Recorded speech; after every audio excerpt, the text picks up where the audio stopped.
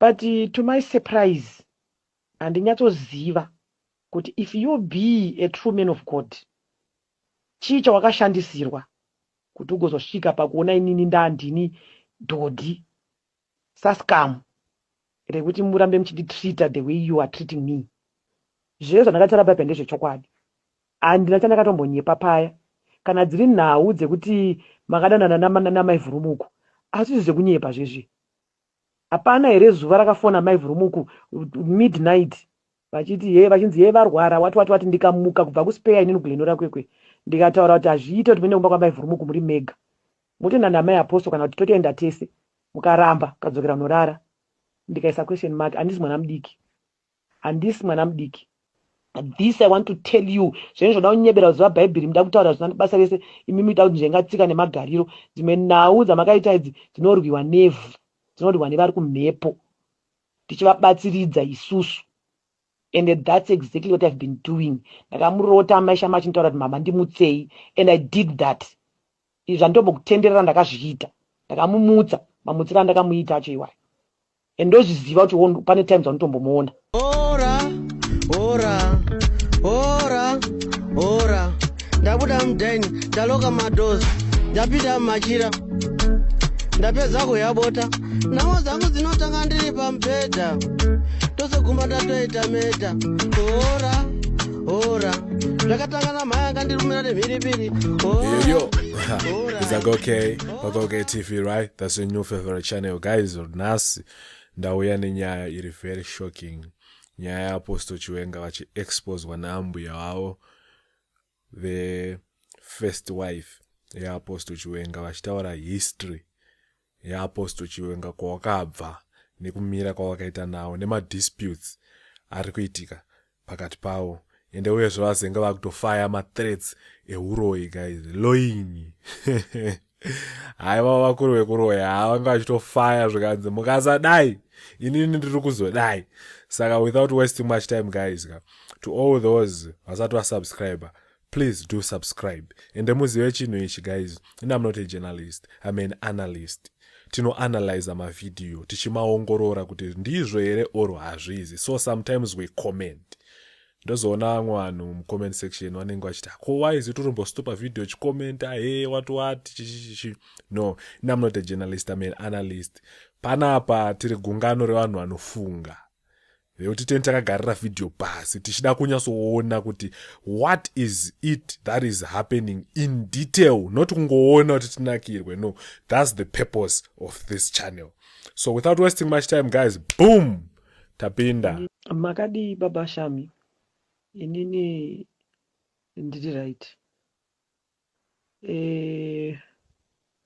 Zvamakabvirira muchitaurira baba Kachepa kuti vataure neni vati imimi muri kuti ndofanira kukukumbirai ruregerero pamusoro pezvandakataura 2019 ndafonerwa naSimba Chikanza wekuZimu Ai. Ndine urombo kuti handina ruregerero rwandiri kuzokumbira over nhau iyoyo, nekuti I will stand on the truth. Zvandakataura kuna Simba Chikanza zvezve hapana kana chimwe chete chandakanyipa, and imimi munotozviziva kuti hapana kana chimwe chete chandakanyipa paipai. And handisi kunzwisisa kuti sei muri kuda kuita nyaya dzenyu muchiramba muchiisa mamediator kunze kwokuti mutaure neni, titaure tiri vaviri.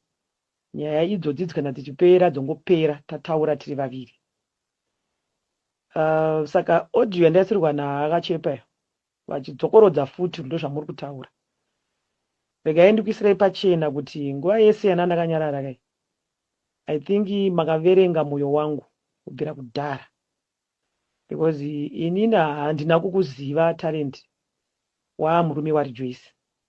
I think you know it way back uri mwana mudiki ndopandakakuziva uchiuya kumba kwedu tichitandara tichienda kuZayoja kuita maprayers nanamai Nyaruge, things like that. And pese ipapo I never knew kuti uchazoita murume waRejoice.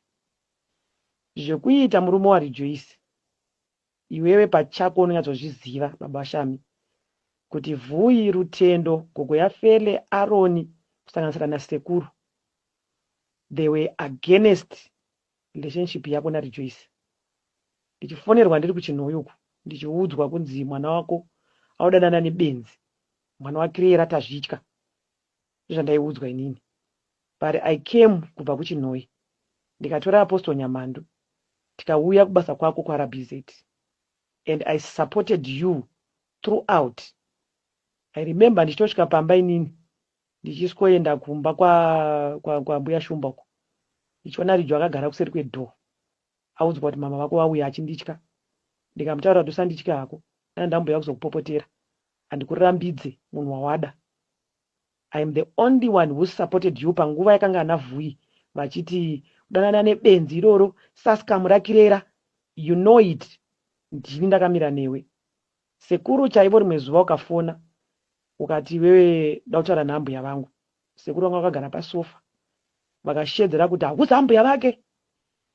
That was the time and ndakamira newe handiti ukatora Rejoice mukagara mese zvese zvakazoitika afterwards. Ana Vui vachienda kuUFI vachiuya kuGlenora vachisvika vachikoshoropodza zvinenge zvaparidzwa kuJRM vachiti zvapadzwa kwamakandivando chaizvo chaizvo. But to my surprise handinyatsoziva kuti if you be a true man of God chii chawakashandisirwa kuti ugozosvika pakuona inini ndandini dhodhi Saskam rekuti murambe muchinditreata the way you are treating me.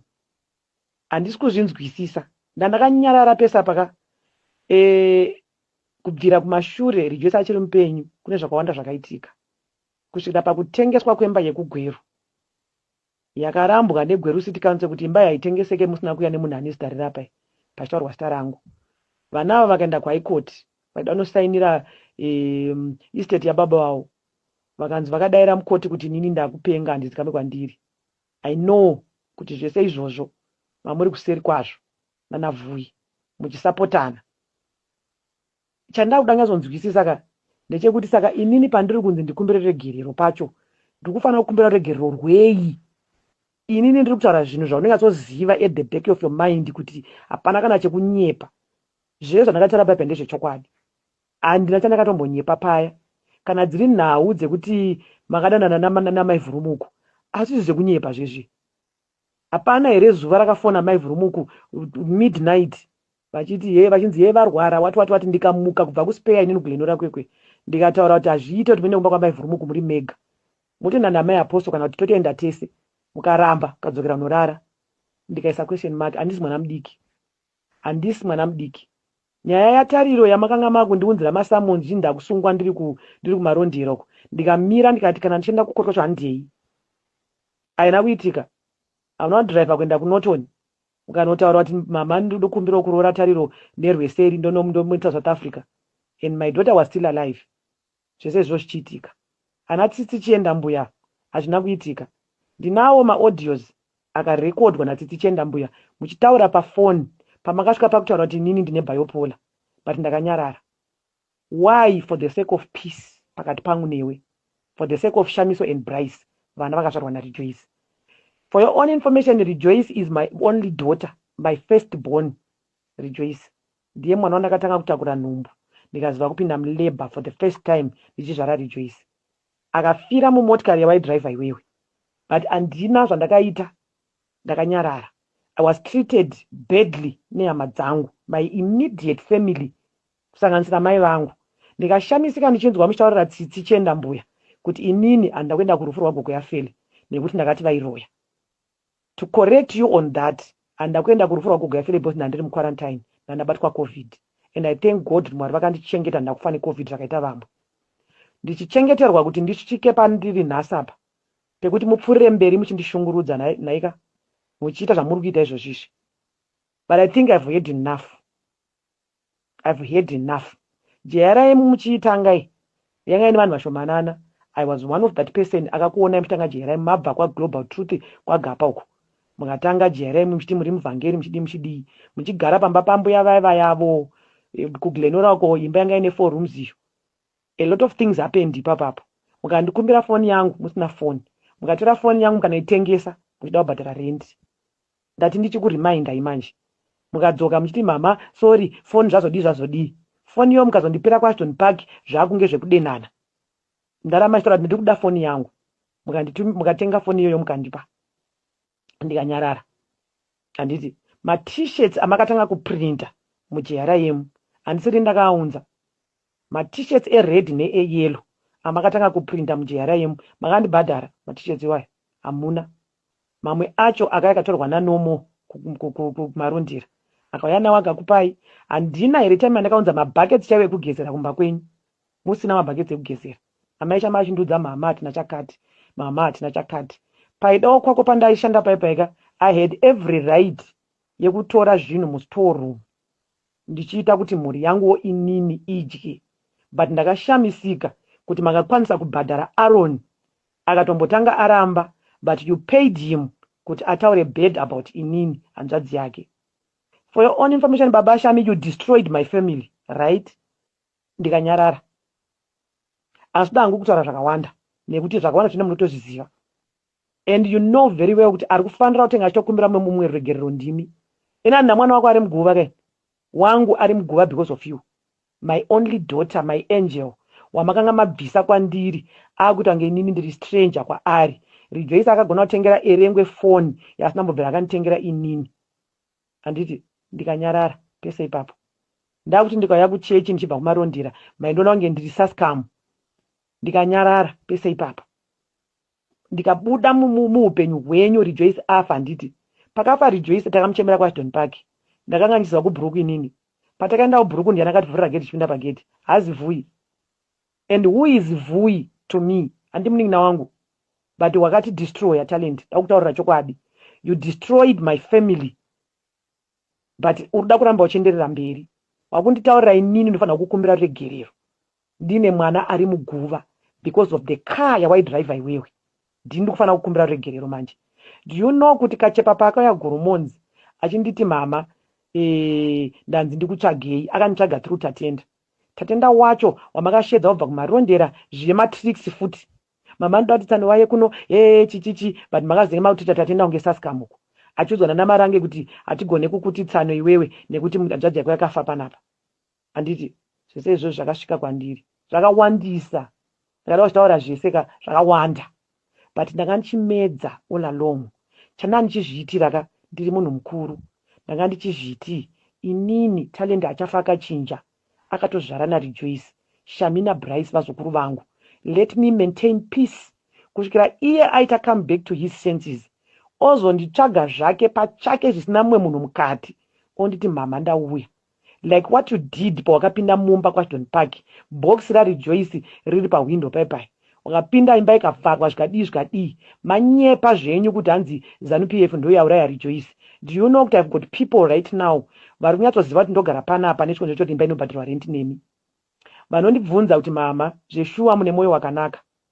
Vanoziva nhau dzekuti imimi makarekodha video muhospital muchinyepa kuti pane mota yakakuteerai mukazodii. That was a story that was cooked.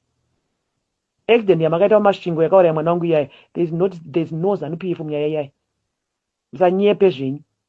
Haimo ZANU-PF munyaya iyoyo. Ndine vanhu vakatonyatsondiudza kuti takarekodheswa video muhospital. Vane maV11 chaiwo masvinu. And do you know kuti right now Tariro wakakonfesa kuti wakadanana naye Rejoice achiri mupenyu. Ukazogara naye kuSouth Africa Rejoice afa. Hamene zvamakanga mavimbisana zvamusina kuzoitirana achibva azobva. Do you know ndozviziva kuti there are people we are paying kuti kuvapa vhara muromo. Uri kugona kupa vanhu vhara muromo yekuti vasataure zvavanoziva pamusoro pako zvakaitika. But wakutaura kuti haugona kubhadhara rent yemba yandogara inini. Ndakanyarara ndirini ndinotokwanisa kunge ndichinyatsoita kuti nhau dziri kuitika idzi dzigone kunonyararwa. Why? Because ndikataura inini chako ka1 kuti vanhu weka zirai kuti ukama ugezwe nesiponge tsvina. Nyangwe munhu uyo mukatakatadza zvinengei acharamba ari mukwasha wangu. Ende akabara vana naRejoice. Please maintain your peace. Mind your own business. Muri kwamuri ikoko. Regedzai ini nemukwasha wangu. Kana chikwesha natikwesha netega. Kana chipa patinosvika tosvika tega. But uda to continue. Inini now I have decided kuti amundiudza kuti ndikumbire regerero kai. Pamakatuma kachepa kuzonditora kuGoromonzi, ndakanda ndakumbira regerero. Zvakanga zvaraiti. Kana kuti makanga magadzira kadraft kenyika kaka kekuti tovachengeta 3 years. Kana tavachengeta 3 years tovatamba rafu. Vakatoenda kuna Mike Day vakanotaura kuti atichakwanisa kunge tichienderera mberi nelisi. Vakavaudza muna February, but they didn't come to me kuti vandiudze vanditaurire on time nekuti vaida makanga mavaudza ndifanira kundifixa kuti ndisare ndiri patight ndichinyaswa saka ndicho ndoitorepi. Kana vandiudza meya achitanga ndobva ndapinda patuma 1 ekuti panosvika June nesina pekutangira, saka pamunozonditi ngavakumbire regerero nesina option. Manje I'm sorry to say this. If it means kunotaura ndiri mustreet, ndaburitsa midziyo yacho panze, ndakagara ndiri muroad, ndozvandichaita izvozvo. Inini ndinda kuchikupai ultimatum yekuti imimi kana muruda kuti zvinhu zvichite tova right pakati peduka, don't tell me kuti ndikumbire regerero Jesu ari muguva kuGlen Forest uko. Azviite izvozvo. Tombstone ragogo yafele makariisa pasina kana hama yavo. Idzodzo inyaya dzakahenga so dzekuti kumberi nekumberi dzange dzakunzi mudzinza rekwayafele mune mhosva yakaparwa, makaiswa dombo remuroora paguva pake musina kutaurira hama dzake. Rari Joyce chairo makariisa. Inini handina kuwana mukana kuti ndiende ndega ndosabva ndoda iri kuti mise Tombstone paguva remwana wangu muchindita stupid. Ndakanyarara zvangu handiti ndopamakaita arrangement yenyu ndezigara panapa. Mukati munobhadhara maschool fees akuku aidzidza pachinyika akuku zvakanaka, ndichibhadhara mafees akandai kuafforda. Mukati ngavabve ikoko mafees atandobhadhara, mukabhadhara 1 term mukaregera. Did I say anything? Ndakatora mwana wangu ndikamwenisa kwaari kudzidza kune mari yandinokwanisa kuafforda. Handiti musabhadhari panapa. Mukati mabills emvura panapa achabhadharwa for 3 months, nothing was paid. Right now pane chikwereti chemvura panapa, pane bill remvura roda kugadziriswa, but makutanga kutaura kuti mama ngavabude mumba imomo achakwanisa kubhadhara rent yacho. Ofisi yedu yaomerwa. Ofisi yenyu yaomerwa kubhadhara rent yemba inoi yandogara inini amai vari Joyce wawakauraya nemota waidhiraivha iwewe. Asi kupa vanhu vhara muromo dzema 500 kuti vanyarare nyaya dzavanoziva nekuti vari kupuwa ma 500 every month.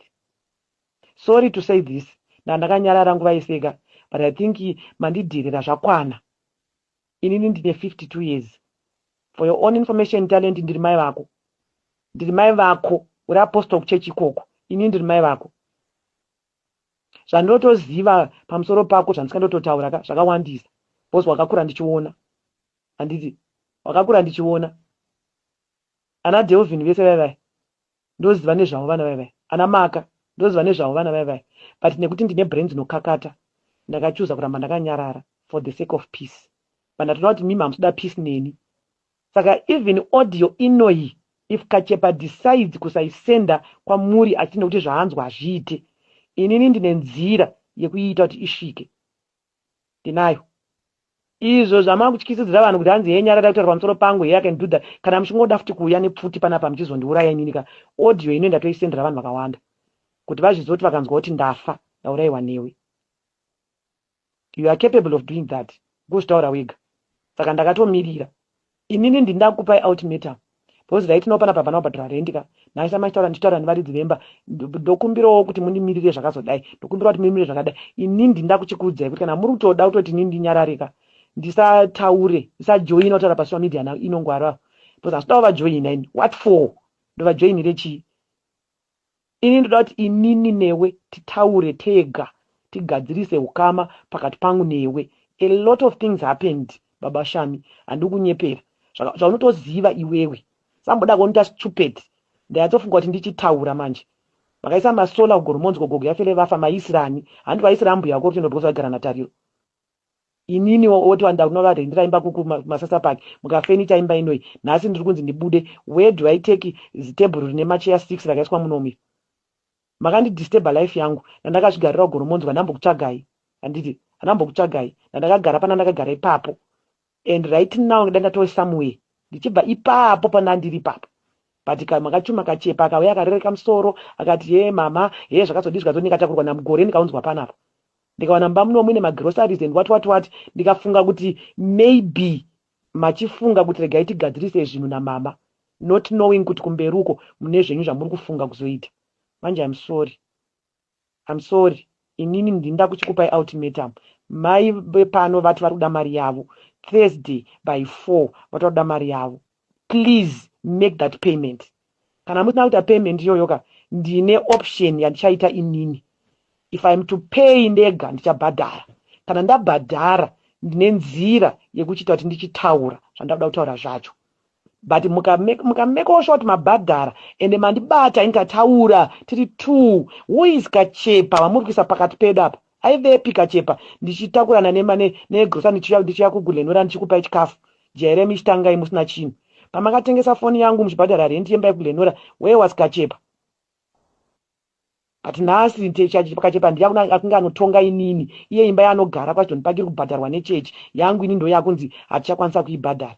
Where are you coming from and where are you going? Muda ungatsozama kundiburitsira kuti chii chaizvo. Kundiburitsira kuti chii. I think ndanyarara zvakwana. You treated me badly. Pakafamba ishami ndikanyarara anambuya kwamuchato vachintaura kuti nyarara seya zvakadaro. Vanhu vachipinimidza vachiita sei ndakatarisa nemasoso ndakanyarara. Up to today ndakanyarara. Panano kuti makuzotirega tidai sotariswa kuti vamwe vanhu vakuda zvakanaka. They are coming back to their senses. Dzimwe nyaya mabashami izozivai kuti dzinorwiwa nevafi. This I want to tell you. Zvenizvo zvoda kunyebera kuziva bhaibheri muda kutaura zvina basa rese imi muita kuti njengatsika nemagariro. Dzimwe nhau dzamakaita idzi dzinorwiwa nevhu. Dzinorwiwa nevari kumhepo. Tichivabatsiridza isusu. And that's exactly what I've been doing. Ndakamurota maisha machintaura kuti mama ndimutsei. And I did that. Izvi zvandombokutenderera ndakazviita. Ndakamumutsa. Mamutsira ndakamuita acho iwayo. And ndozviziva kuti pane time dzanotombomuona. Ndotozviziva kuti netime dzanotombomuona. Saka please, I think kana mukatumidzirwa audio inyatsogara pasi muiterere zvakanaka. Kana maiterera zvakanaka moita kuti by Thursday rent inge yabhadharwa. Ikange isina kubhadharwa ndichaita ndichaita inini ndobuda pamba pevaridzi. By end of June ndenge ndabuda pane zvandichaita. Kana muchizounza pfuti kana muchiunza kana chii I don't care. Kana muchizviti munodzima vanhu nemi muchadzimawo because kudenga kuna Mwari. Hakuna anombogara panyika pano nekusingaperi. Whether mandidzima nhasi nemiwo muchadzima chete. Saka ngatitaure zvinhu tichiziva kwatiri kubva nekwatiri kuenda. Andiona nenaro nenhasi nini because of you. Andiona nakuti nhasi nini because of you. But muda kundiforsa kuti hanzi imimi toita kuti mutaure a lot of things happened. Mukanorwa nambofanira kuGulenora kundozviziva. Nyaya dzedzo ndodziziva. Zvakanakisa ndinadzo nyaya idzodzo. Ana tsitsi chenda mbuya uko wakadanana naye right under Rejoice's nose. Nditobva tafunga nyaya idzodzo dzinogona kungofushirwa dzakadaro. No. Garai pasi mufunge zvakanaka. Ndangatsoona kuti zvakatonaka kuti ndichitaura than kuti ndambe ndakanyarara muchitamba muchindiita stupid because ukaverenga mwoyo wangu talent. Ukanzina kuti mwoyo wamama vanokasika kuregerera. Mama vanoita zvavo zvinhu zvavo vachingoti aiwa handidi zvekutaura. I am not stupid. Ndiri munhu mukuru. Treat me like that. Ine ndirambuya vako. Treat me like that. Okay guys, ukaona uchikomenta video nekuri analyze ka panenge pasirirwa loopholes, panenge paine lack of sufficient evidence yekuti unenge uchida kutsinira. Pane pataurwa zvinhu zvisiri clear, but zvinhu zvese apa zvataurwa zviri so clear zvekuti inini hangu kutaura chokwadi ka I don't even have a comment. So if you do have a comment, please share with me that comment section. Share this video, subscribe to this channel, and I will see you on the next video. It's your boy God K, per God K TV. Peace.